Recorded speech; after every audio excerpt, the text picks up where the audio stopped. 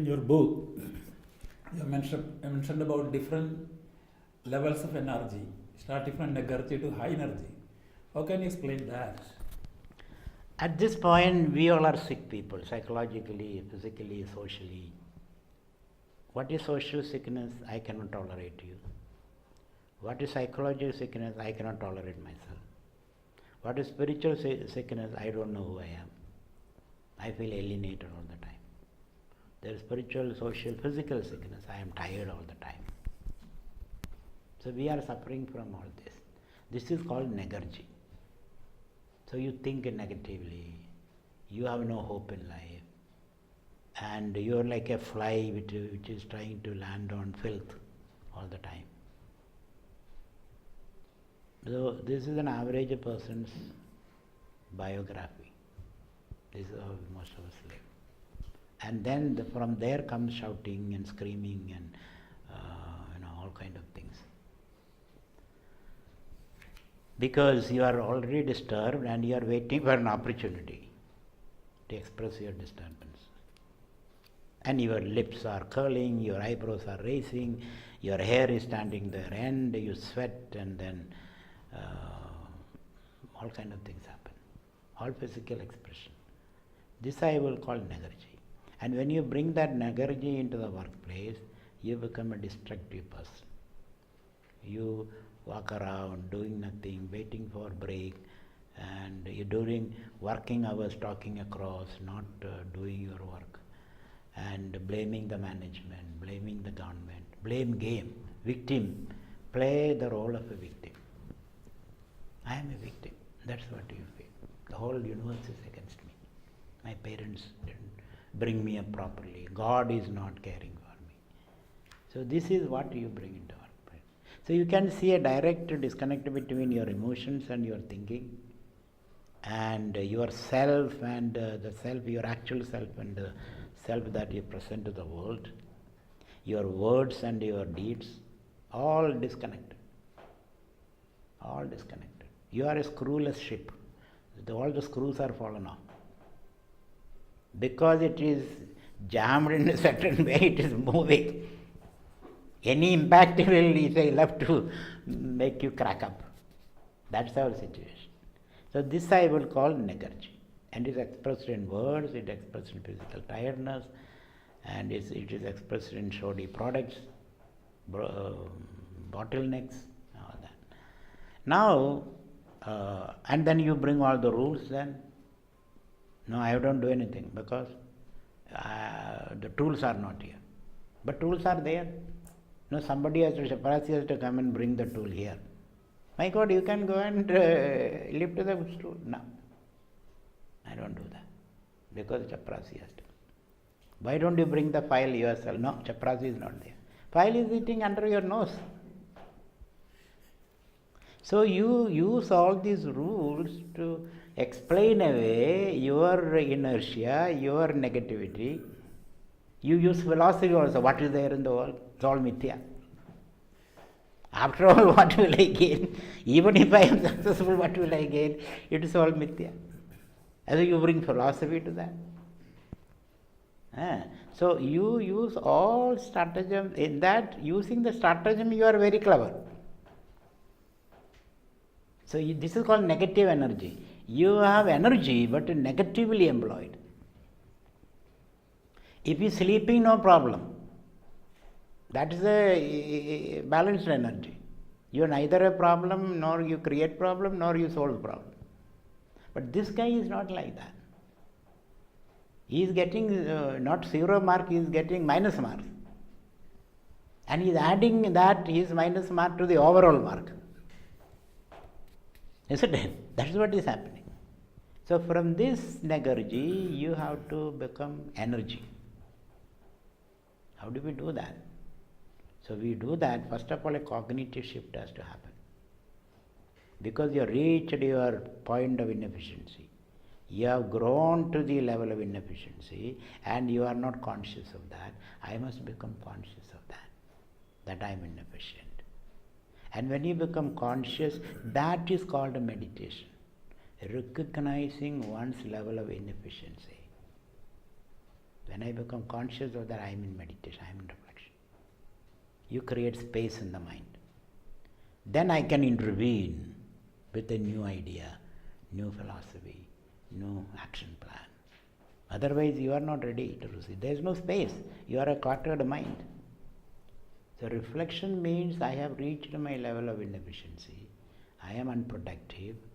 And when you know that, instead of blaming the other, nor blaming yourself and becoming depressed, you are only reflecting.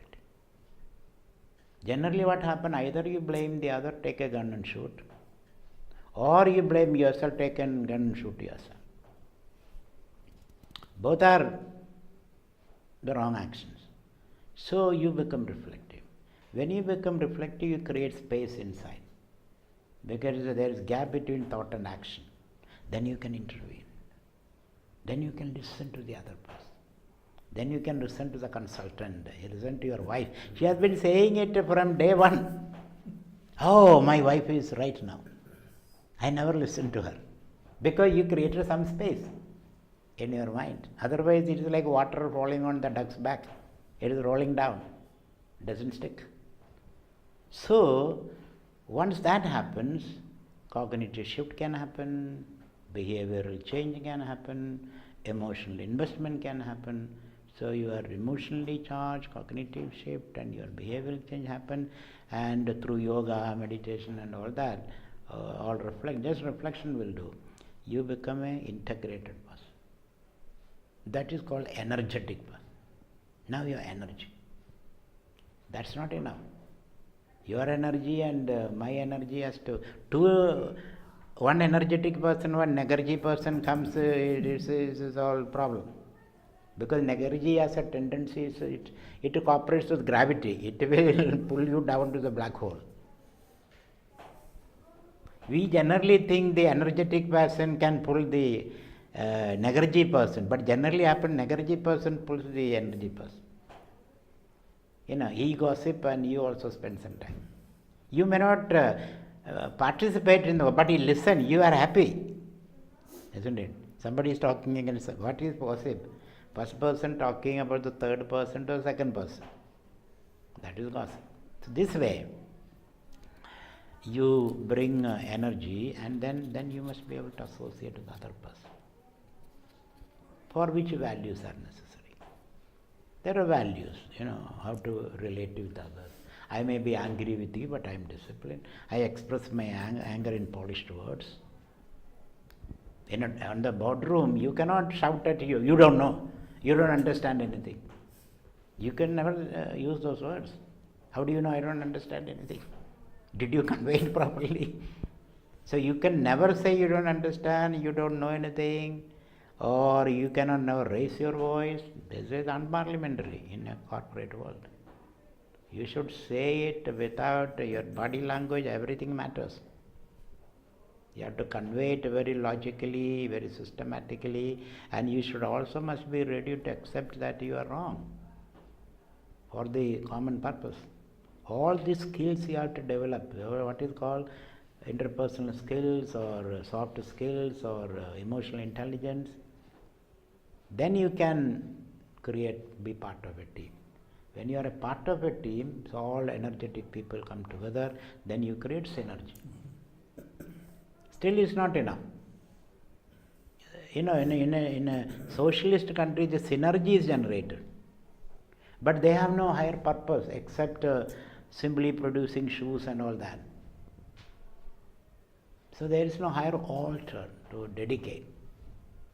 So when you have a higher altar to dedicate your, you repurpose yourself to the higher altar, then you create high energy.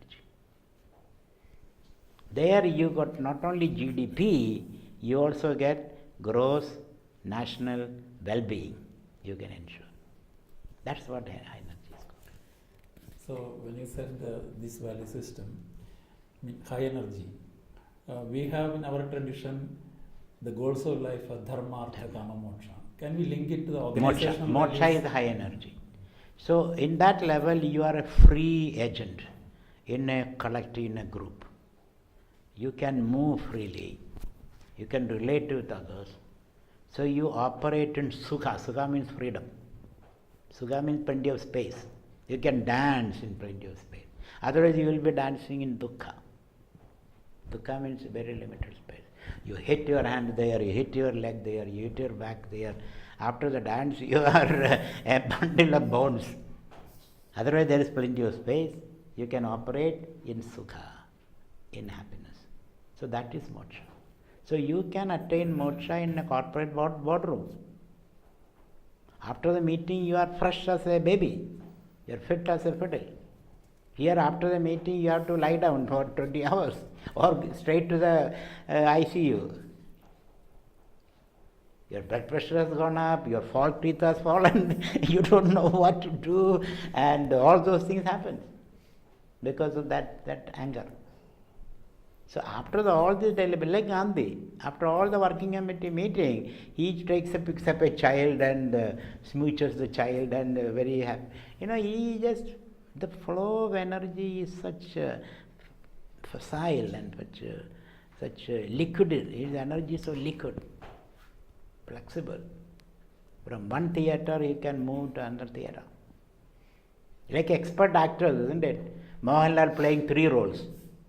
My God. He play the role of father, the son, and opponent also. A quick movement from one role to another role, without no trace of the old role. So this ability to play different roles without the trace of the old, this is called freedom, moksha. So you can attain moksha in a boardroom, and you will not attain moksha in a puja room. You will not. Because if you worship without work is hypocrisy. When some guests are at home spending 3 hours in the puja room, they are waiting for the breakfast or they don't know where is hot water, you are not providing anything, this is the time for you to your meditation is engaging with your guest. So we are giving a totally different meaning for meditation, reflection, moksha, dharma, everything. Everything we are rewriting. That's a very wonderful definition for Indian management. Yes. I want to have some doubt on the work aspect of management. Management is after all action oriented. But I find in the work field, most of the people feel the work is very painful, stressful. And how to make it enjoyable? That's a great question. This is a big question now. People don't feel engaged. Only 3% of the field workforce feel engaged and belonging. The rest of the people, some or other, want to finish work and get out of the factory or whatever the workplace. There is no engagement, there is no sense of belonging. So how do you make them engaged? One thing is, you have to ask yourself, this is your responsibility, worker's responsibility, not the corporate responsibility. You have to ask yourself, am I doing something which I am enjoying, in which I am growing? If I am not growing, you are enjoying, why? The reason could be you are not fit for that job. The reason could be you have not spent enough time to upgrade your skill sets. The reason could be you are interested in something else. So you ask yourself, am I doing a job which is in congruent with my interest, my training and my livelihood? Because any work should bring your livelihood, otherwise it's not for you. So you ask all these questions and upgrade your skills, and still you are not enjoying your work, quit that job. You should have the boldness to quit that job and do something which you like. You may be, I have seen doctors, medical doctors finally become musicians. They are not interested in, they have a medical degree, but they become musicians. Or cook, chef. I know one chef, he's a MD doctor. I asked him, why are you doing? I enjoy cooking and serving. That's my life. So do something which you enjoy doing, and the economy is big enough to accommodate your talents, your interests. You can move. Earlier days, you have to get into that stream, otherwise you are lost. Lifetime employment and all that. Now it is lifetime employability. not lifetime employment. So you must keep yourself employable, that's more important. And some smart people hope from industry to industry. From 3 years you work here, and 2 years you work there, and then 6 months this is how they accumulate experience. And you need a wide range of experience in the modern world. So therefore, you ask yourself, if you are not enjoying, you should leave the job. Don't hang in there and criticize and become sick. And I tell you, a world in another 20 years, 60% of the jobs available now will disappear. 60% of the job will disappear. Are you preparing our workforce for that? Is the government doing something about it? Are you ready to retrain yourself? Unlearn and relearn. And sometime you might have been MD of a company which folded up. Now we have to work as a cook maybe. Are you ready for that? And it is, if you can train, the cook also gets the same salary. Because salary differential also will decrease. MD gets this much, cook 50,000, cook get 30,000. So what? Because your basic income is assured. You also have a car, you also have a TV, you also have a house, you also have good education. Everything is there. It is not that disposable income is less. To splash. The rest are there. So that's how you should enjoy. My prescription is, if you don't enjoy the job, respect yourself and quit the job. Don't bother others and don't bother yourself. Swamiji, it's a great statement in Bhagavad Gita. Tat Purushamada Arpanam. It means you have to dedicate your work to some higher cause. Yeah. How can be done practical? How can you offer work to the higher cause?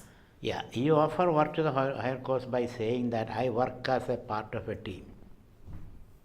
When you work as part of a team, you have to accommodate different egos. That accommodating different egos in the work situation is working as an offering to the Lord. What is after the Lord? Lord is a network. So if you understand that I have an ego, the other egos also are there. So respect your ego, respect the other man's ego also. If you can shout, you also can shout. So better let us not shout each other. If you need respect, he also needs respect, or she also needs respect. So that is the meaning of why Bhagavan shows the Vishwarupa. In Vishwarupa says, in me, Arjuna, you are there, Bhishma is there, Drona is there, Duryodhana is there, Karna is there. Aren't they? We are part of the same stream, part of the same body politics. Your foot as a boil, your whole body suffers. Don't say my foot suffers, my nose doesn't suffer. The whole body suffers. So that understanding that I belong to a whole, that is called surrender. With that understanding you work. And when you get the result, it is not by your individual effort that result has come. It is by the collective effort. Therefore, I have to share. That is why Yajnasishtashina Sandaha Muchyande Sarvagilvishay. Work is a yajna work. The result is collective. You share it. Whatever balance you take it. With that attitude when you work, that is called Yajnasishta Ashinatvam. So that's why. This is why you operationalize. Or you can symbolically do it. Every day you say, Krishna, Krishnarpanamastu, I do my work for your sake. So whatever I get, because you are all-knowing, all-powerful, you know what is good for me. And without your knowledge, not even a blade of grass can tremble. So whatever I got, today my boss shouted at me because that is on your niyoga. You told my boss to shout at me. So I take it as prasad from you. You can do like that. You can do like that. But how to operation, this is the way to it. So this is a beautiful explanation to the God, that network. Network. God is a network. In that context, Yajna comes into very It's a effective network. way, Yeah. And then how yajna can be connected to team effort? Because yajna is a team effort. Yajna, you bring gods, priests, and other assistants, then materials, animals, isn't it? Yajna, you have to worship a cow, maybe worship a horse, maybe a camel, maybe an elephant, and you have to bring all herbs and fire, gods, mantras, priests. So it is a collective. If you look at that churning of the ocean of milk, even devils have to be brought in. Because to churn you need an opposition. If you pull here, I have to pull there, isn't it? If all of us pull in one direction, there is no churning. So if I make a proposition, you have to give an opposition. Propose, oppose and synthesize. Isn't it? Pause, oppose and then synthesize. So that's how things are. So if everybody is pulling one direction, there is no churning. Churning happens, I say something, you oppose. Then I propose.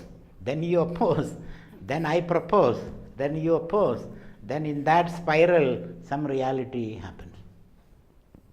That is why in our foundation, the Guru is a space where everybody can come and their ideas and churn and then opposition, association. Guru is not a papa with a sledgehammer sitting there. If you don't listen to me, I will bang your head. That's not Guru's role. Rule is just a space where more people can come. Space is something which can accommodate. The definition of space is you can put anything in space, still there is space.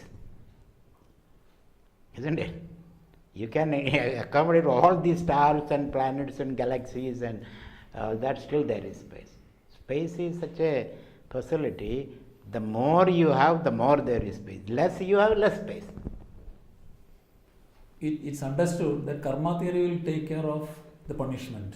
Whoever does bad will get the bad things. But at the same time, for conflicts, there is an idea of samadhana, bheda, danda also. It looks more precise and more purified system of punishment system or resolution system. How do you view that? You are employing the strategy, samadhana, bheda, danda, to solve a conflict. You can solve a conflict by discussion.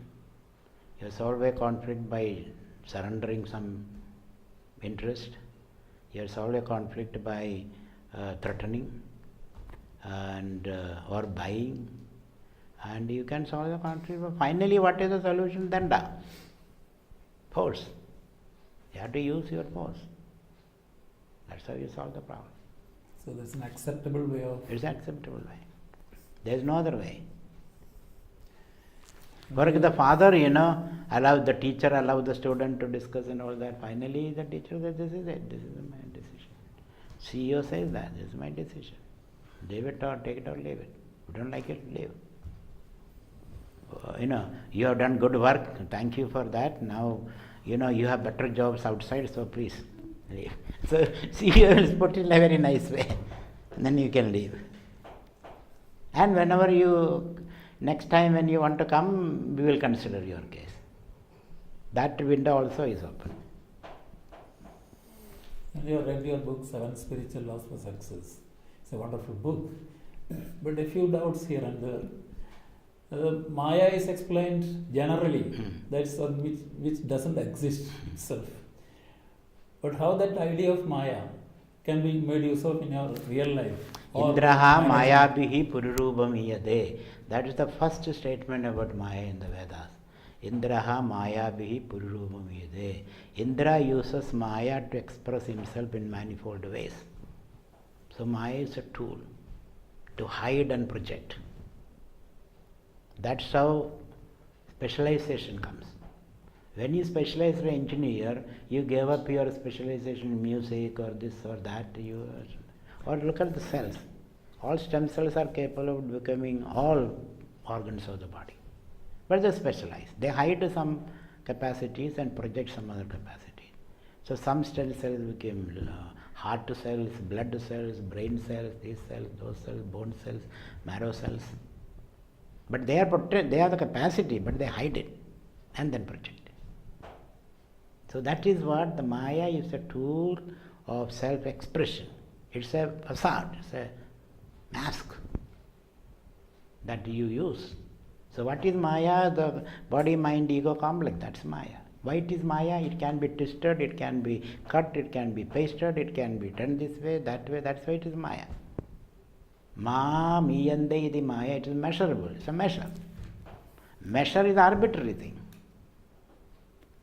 So Maya means your body, mind complex and the world with which you interact. All these are measurable, manageable, changeable and improvable, and it undergoes the process of Srishti, Siddhi, Laya, creation, growth and dissolution, disintegration and all that. That's the meaning of Maya. It is neither existent nor existent in the sense, if it is existent then it should not change. If it is non-existent, it is not available for handling. I cannot marry a Vandhyaputra son. I cannot draw a square peg. Isn't it? Can you draw a square peg? Can you dream a square peg? Not possible. Maya is not like that. You can dream about it. You can create. It is a virtual reality, I should say. It's a play act. Whatever you see in the movie is real or unreal also. When it is there, you enjoy it. That's called suspended disbelief. Temporarily you suspend your disbelief, enjoy it, pay for it. When you are off the theatre, you say, "Ye Maya hai." But at that time you cried, "It's Maya." You paid for it, Maya. Isn't it? Those are realities. But it's Maya because it had a beginning, it has an end. That's it. So very beautifully mentioned of the word play. Yeah. And that connects to the law of Leela, Yeah. where also it is a play. Yeah. So how it can be really employed in the work site? Work site is when you enjoy your work, it is real, it's a play. When you suffer, then it is reality. So enjoy your work. When you enjoy your work, you enjoy your colleagues. Even the colleagues something stupid, you have a tolerance for that. If you enjoy the work, even the colleague says intelligent things, you don't enjoy it. Isn't it? So if you are so sure about yourself, if somebody says, "Swami, you don't know Bhagavad Gita," I said, "Okay. Tell me what is Bhagavad Gita." I enjoy. But if somebody says, "You don't know quantum physics," then I start thinking, I want to prove I know a little bit. Then I say uncertainty principle, this thing, about which I don't know anything, but I will say all those things because I have a need to prove. Somebody tells me I have no Bhagavad Gita, to which I have dedicated my whole life, I am comfortable about that. I have no problem because I am so sure about it. So play means when you are sure, you can take these little pinpricks in your stride. Somebody says you are stupid. Fine. That's okay. If I have a doubt, then I will, how did you discover? I have a doubt, I will say, how did you know that? I have no doubt, no problem. But most of the time, since you're looking for approval from others, even from your chaprasi, when somebody says you are stupid, you shake by the roots. You are angry. You are chaprasi, you should not say that. How do you know I am stupid? He is worried that he discovered it, that's his worry. So therefore, if you are sure about yourself, nothing and nakambade jnaha. A person who is so clear about himself, you can never shake that person. You can never shake that. That does not mean he become a doormat, no. He says what he wants to say at the right time. At the right time he will say. Or right time others will discover. So this is what I mean by a play. And then you are in your natural elements. If you are in a playful state, you are in your elements. Otherwise you sweat and you dart your eyes here and there, you twiddle your finger and you make notes, notes in your dhoti, and you dig into your nose and you pull your hair and remove your glasses, wipe your eyes, all those things you do. And still you have not delivered. You are saying I am delivering, you never deliver. That's what happens. So be playful. Thank you very much for your very patient hearing and wonderful explanation. Thank you so much. Thank you very much.